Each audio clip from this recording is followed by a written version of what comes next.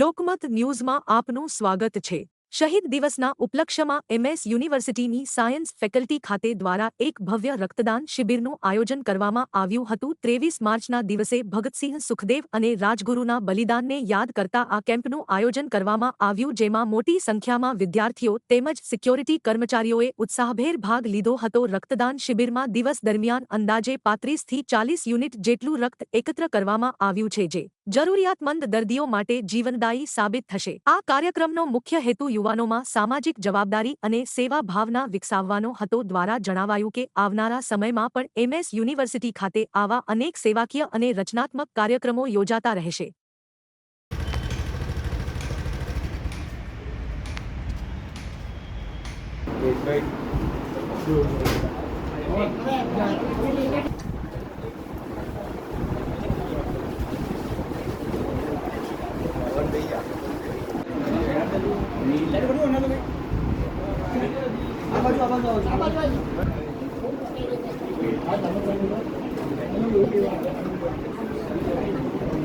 नमस्ते, मैं M Vaghela, faculty of science अध्यक्ष एबीवीपी।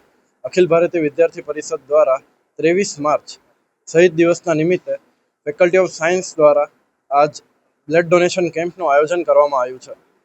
23 થી 30 થી 35 યુનિટ અમે બ્લડ ડોનેશનમાં લીધેલા છે અને એમનાથી વધારે આજે બ્લડ ડોનેશન આવશે એવી આશા છે।